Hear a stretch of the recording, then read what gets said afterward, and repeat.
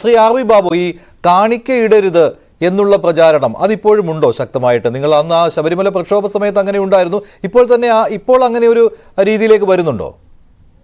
മഞ്ജുഷേ, ഹിന്ദു ഐക്യവേദിയോ ഏതെങ്കിലും സംഘടന, ഹിന്ദു ഐക്യവേദി ഏതായാലും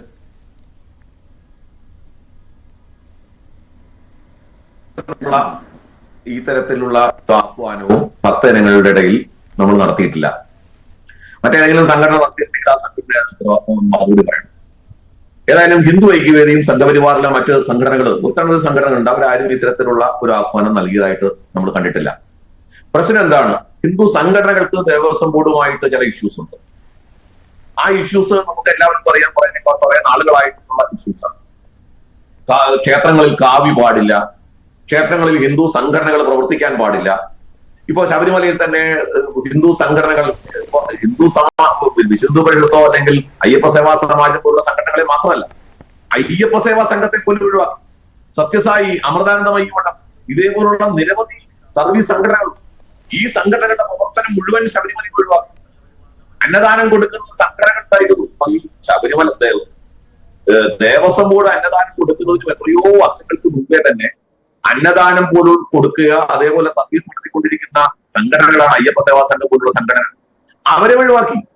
അപ്പോ ഇതൊക്കെ ശബരിമല പൂർണ്ണമായും ഒരു രാഷ്ട്രീയമായ ലക്ഷ്യത്തിന് വേണ്ടി തങ്ങളുടെ കസ്റ്റഡിയിൽ ഒതുക്കി വെക്കാൻ വേണ്ടിയുള്ള ഒരു പരിശ്രമം. ഇത് ഒന്നാമത്തെ കാര്യം. രണ്ട്, ഇവിടുത്തെ പ്രധാനപ്പെട്ട ഒരു പ്രശ്നം നമ്മൾ കാണാതിരിക്കുന്നു. ദേവസ്വം ബോർഡ് പ്രസിഡന്റ് എന്ന് പറയുന്ന ആള് ഇന്നലെ പ്രസിഡന്റായ ആളാണ്. അദ്ദേഹത്തിന് ഇത്തരം കാര്യങ്ങൾ ചെയ്യുന്ന ഒരു മുൻപരിചയമില്ല. അദ്ദേഹം ഈ പ്രശ്നം നടക്കുമ്പോൾ ഞാൻ മനസ്സിലാക്കുന്നത് മറ്റ് നിങ്ങളെ പോലുള്ള ചാനലുകൾ റിപ്പോർട്ട് ചെയ്യുന്നതനുസരിച്ച് അദ്ദേഹം തിരുവനന്തപുരത്തായിരുന്നു, ഡബ്ലിനിലുണ്ടായിരുന്നില്ല. ഈ ലക്ഷക്കണക്കിന് അയ്യപ്പന്മാര് വരുന്ന ഈ ശബരിമലയില് ദേവസ്വം ബോർഡ് പ്രസിഡന്റ് ഉണ്ടായിരുന്നില്ല. അദ്ദേഹത്തിന് അവിടെ വരണമെന്ന് തോന്നിയിട്ട്, അപ്പൊ അത് അദ്ദേഹത്തെ ഒരു പൊളിറ്റിക്കൽ ലാവണമായിട്ടാണ് നമുക്കറിയാം. ഞാൻ ഒരു രാഷ്ട്രീയം ഈ കാര്യത്തിൽ കൂട്ടിക്കലർത്തി പറയാൻ ആഗ്രഹിക്കുന്നില്ല. അപ്പോ ഇതെല്ലാം ഒരു പ്രധാനപ്പെട്ട കാര്യമാണ്.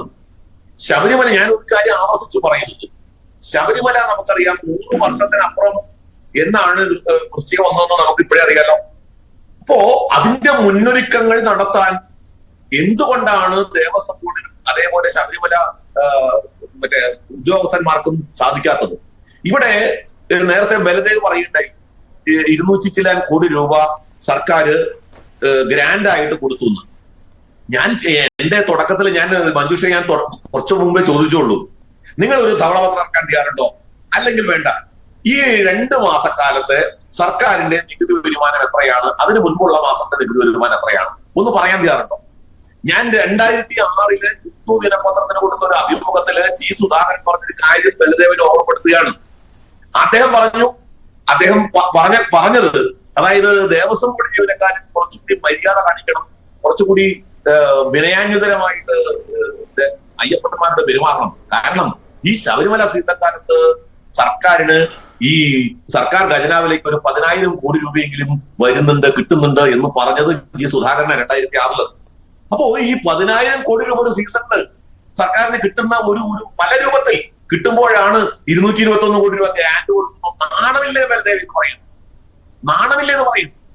ഇവിടെ നമ്മൾ ടൂറിസം വികസിപ്പിക്കുന്നതിന് വേണ്ടി, ടൂറിസം ആൾക്കാരെ ആകർഷിക്കുന്നതിന് വേണ്ടി ബലദേവിടെ പറഞ്ഞത് ഒരു പൈസ പോലും സർക്കാർ എടുക്കുന്നില്ല എന്നാണ്. ഈ ദേവസ്വം ബോർഡിന് കിട്ടുന്ന വരുമാനം എന്ന് പറയുന്നത് അവിടുത്തെ ജീവനക്കാർക്ക് ശമ്പളം കൊടുക്കുവാനും മറ്റുള്ള ദൈനംദിന കാര്യങ്ങൾക്ക് വേണ്ടിയും ചെലവഴിക്കുന്നു എന്നുള്ളതാണല്ലോ.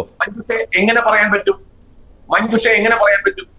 ഞാൻ ചോദിക്കുന്നത്, എടുക്കുന്നില്ല എന്ന് പറയണം എന്നുണ്ടെങ്കിൽ അതിന്റെ കണക്കുണ്ടാവണം. മഞ്ജുഷ, കഴിഞ്ഞ 4 വർഷം മുമ്പ് വരെയുള്ള കണക്ക് ഇല്ല. ദേവസ്വം ബോർഡ് ഓഡിറ്റ് ചെയ്ത റിപ്പോർട്ട് നമുക്ക് കാണാൻ സാധ്യമല്ല. ഓഡിറ്റ് ചെയ്ത റിപ്പോർട്ടിൽ അടി മുതൽ മുടി വരെ ക്രമക്കേടുകൾ ചൂണ്ടിക്കാണിച്ചിട്ടുണ്ട് ലോക്കൽ ഫണ്ട് ഓഡിറ്റ് വിഭാഗമാണ് ദേവസ്വം ബോർഡിന്റെ കണക്ക് പരിശോധിക്കുന്നത്. ആ കണക്ക് പരിശോധിക്കുമ്പോൾ അവര് 1, 2, 3, 4 അക്കമിട്ട് നിരത്തിയിട്ടുണ്ട് ക്രമക്കേടുകൾ എന്തൊക്കെ, ഏതിനൊക്കെ കണക്കില്ല. ഒരു സാധനത്തിന് കണക്കില്ലെങ്കിൽ ഞങ്ങൾ എടുക്കുന്നില്ല എന്നെങ്ങനെ പറയാൻ പറ്റും? എടുക്കുന്നില്ല എന്ന് പറയണമെങ്കിൽ കൃത്യമായ കണക്കുണ്ടാവണം. ആ കണക്കില്ല. ഗുരുവായൂർ ദേവസ്വം ബോർഡിന്റെ ഉദാഹരണം ഞാൻ പറയാറുണ്ട്. ഗുരുവായൂർ ദേവസ്വം ബോർഡിന്റെ 2013-14 കാലഘട്ടത്തിലെ ആ ഓഡിറ്റ് റിപ്പോർട്ട് വളരെ രസകരമാണ്. ആ ഓഡിറ്റ് റിപ്പോർട്ട് അനുസരിച്ച് ഇപ്പോ തൃശൂർ സഹകരണ ബാങ്കിൽ 101 കോടി രൂപയുണ്ട്. അതിന്റെ ഫിക്സഡ് ഡെപ്പോസിറ്റിന്റെ റെസിപ്റ്റ് നോക്കുമ്പോൾ അവിടെ 60 കോടിയുണ്ട്. കണക്കിൽ 101 കോടി രൂപയുണ്ട്. ഞാനൊരു ഉദാഹരണം പറയുന്നു. അത് അത്തരത്തിൽ 16 or 17 ഷെഡ്യൂൾഡ് ബാങ്കിൽ ഗുരുവായൂർ ദേവസ്വം ബോർഡിന്റെ പണമുണ്ട്. ഈ ഫിക്സഡ് ഡെപ്പോസിറ്റ് ഉണ്ട് എന്ന് പറയുന്നതും കണക്കും തമ്മിൽ യോജിക്കുന്നില്ല. ഡെപ്പോസിറ്റ് ഇട്ടതിന് കറസ്പോണ്ടിങ് ആയിട്ടുള്ള ഫിക്സഡ് ഡെപ്പോസിറ്റ് രേഖകളില്ല. ഇങ്ങനെയൊക്കെയുള്ള നിരവധി ഉദാഹരണങ്ങൾ ആ റിപ്പോർട്ടിലുണ്ട്. അപ്പൊ ഞാൻ പറയുന്നത് ദേവസ്വം ബോർഡിന് തന്നെ കണക്കില്ല, അപ്പൊ ഞങ്ങൾ എടുക്കുന്നില്ല എന്ന് പറയുന്നുണ്ട്. ശരി ബൽദേവ്, അതിനുള്ള മറുപടി. അതോടൊപ്പം തന്നെ ഹിന്ദു സംഘടനകളെ, ഹൈന്ദവ സംഘടനകളെ കൂടിയാലോചനകളിൽ നിന്ന് ഒഴിവാക്കി നിർത്തുന്നു, അതുപോലെ തന്നെ സന്നിധാനത്തെ പ്രവർത്തനങ്ങളിൽ നിന്ന് ഒഴിവാക്കി നിർത്തുന്നു. ഇങ്ങനെയുള്ള ഗുരുതരമായ കാര്യങ്ങളും പറയുന്നുണ്ട് ശ്രീ ആർ വി ബാബു ഇവിടെ. ശ്രീ ബൽദേവ്, മറുപടി. അവിടെ ഈ ആഡിറ്റിനകത്ത് പ്രശ്നമുണ്ടെന്ന് അദ്ദേഹം പറഞ്ഞത് ഒരുപക്ഷെ ശരിയായിരിക്കാം. പക്ഷെ 10 പൈസയും ഒരു ദേവസ്വം ബോർഡിൽ നിന്നും ഗവൺമെന്റ് എടുക്കുന്നില്ല. കാരണം ആ ദേവസ്വം ബോർഡ് തന്നെയാണ് അതിന്റെ പരിപൂർണമായ ഭരണം കൈകാര്യം ചെയ്യുന്നത്. ആ പണം ഉപയോഗിച്ച് അവിടുത്തെ ഉദ്യോഗസ്ഥർക്ക് ശമ്പളം, പെൻഷൻ, അതുപോലെ തന്നെ അവിടുത്തെ കൊച്ചു കൊച്ചു അമ്പലങ്ങളിലുള്ള നിർമ്മാണ പ്രവർത്തനങ്ങൾ, ഇതിനെല്ലാമായിട്ട് ആ പണം ഉപയോഗിക്കുന്നത്. പിന്നെ അദ്ദേഹം മനസ്സിലാക്കാൻ ഒരു കാര്യം കൂടെ അദ്ദേഹം മനസ്സിലാക്കണം. ഞാനിത് പറഞ്ഞോട്ടെ, ഒരു മിനിറ്റ് അറിവ്. അതായത് കേന്ദ്രം ഒറ്റ ചോദ്യം, ട്രഷറിയില് ഞങ്ങൾ ഒരു രൂപ എടുത്തില്ല എന്ന് പറഞ്ഞു. ഞങ്ങൾ കാണിച്ചല്ലോ ട്രഷറിയിൽ പണം നിക്ഷേപിച്ചതിന്റെ രേഖകൾ. ഞങ്ങൾ കാണിച്ചല്ലോ പണം നിക്ഷേപിച്ചതിന്റെ രേഖകൾ. ഷെഡ്യൂൾഡ് ബാങ്കിൽ മാത്രമല്ല ട്രഷറിയിലും പണം ഇടുന്നുണ്ട്. പണത്തിന്റെ ഈ പറഞ്ഞ കോടികളില്ല, പക്ഷേ ട്രഷറിയിൽ പണം ഇട്ടിട്ടുണ്ട്.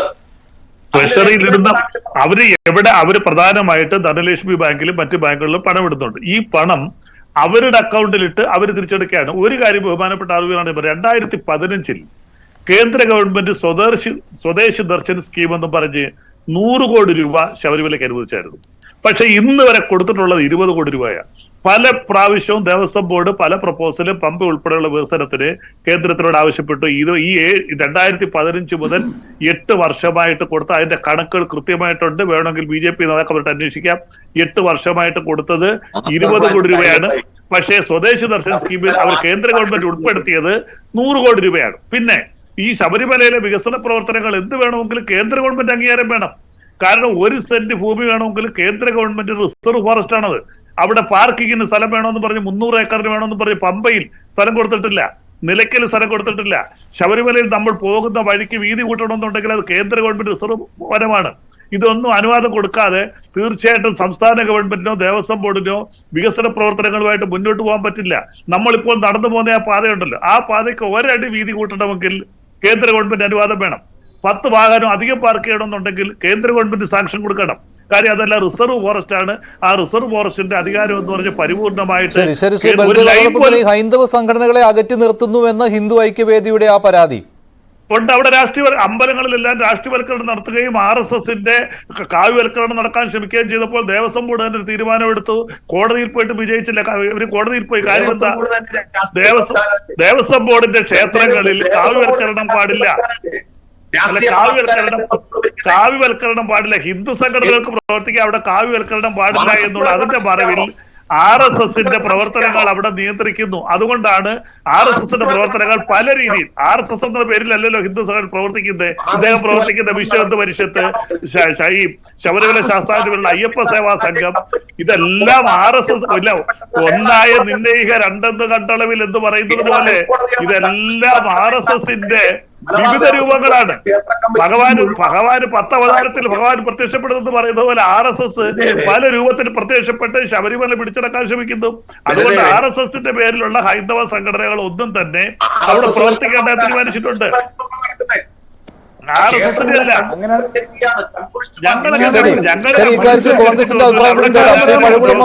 ഹൈന്ദവ സംഘടനകളുമായി കൂടിയാലോചന നടത്തുന്നില്ല എന്നുള്ള ആരോപണമാണ് ഹിന്ദു ഐക്യവേദി ഉന്നയിക്കുന്നത്. അങ്ങനെ ഒരു കൂടിയാലോചന വേണമെന്ന അഭിപ്രായം കോൺഗ്രസിനുണ്ടോ? ഇല്ല, ഇത് ദേവസ്വം ബോർഡും സർക്കാരും ജില്ലാ ഭരണകൂടവും ഒക്കെയാണ് അവിടെ കാര്യങ്ങൾ ചെയ്യേണ്ടത്. അവിടെ ഹൈന്ദവ സംഘടനയോ മുസ്ലിം സംഘടനയോ ക്രിസ്ത്യൻ സംഘടനയുടെ ഒന്നും കാര്യത്തിനൊരു കാര്യമില്ല. പക്ഷെ ഇവരെ ആരെയെങ്കിലും ഒഴിവാക്കിയിട്ടുണ്ടെങ്കിൽ ഇവരൊരു മറുമാർഗം കാണണമായിരുന്നു. ഇവരെ അലങ്കോലപ്പെടുത്തി. എന്നിട്ട് ആ ഹൈന്ദവ സംഘടന ഉണ്ടായിരുന്നെങ്കിൽ ഇതെല്ലാം നല്ലതായിരുന്നേനെ എന്ന് RSSനെ കൊണ്ട് പറയിക്കാൻ ഇവർ കാരണം ഉണ്ടായി കൊടുത്തു. രണ്ടാമത് കേരള ഹൈക്കോടതി തന്നെ പറഞ്ഞു, സർക്കാരിനും ദേവസ്വം ബോർഡിനും കഴിവില്ലെങ്കിൽ സന്നദ്ധ സംഘടനകളെ അവിടെ നിയോഗിക്കണമെന്ന് പറഞ്ഞാൽ RSSന് വീണ്ടും അവിടെ കടന്നു വരാനുള്ള അവസരം എവർ തന്നെ ഉണ്ടായിക്കൊടുത്തു. ഇതെല്ലാം എവരുടെ കഴിവുകേടുകൊണ്ടും പിടിപ്പുകേടുകൊണ്ടും ഉണ്ടാക്കുന്ന പ്രശ്നങ്ങളാണ്. ഈ പ്രശ്നങ്ങളെല്ലാം ഉണ്ടായി കഴിഞ്ഞിട്ട് ആകാശത്ത് നോക്കി വെടിപൊട്ടിക്കുകയല്ല വേണ്ടത്.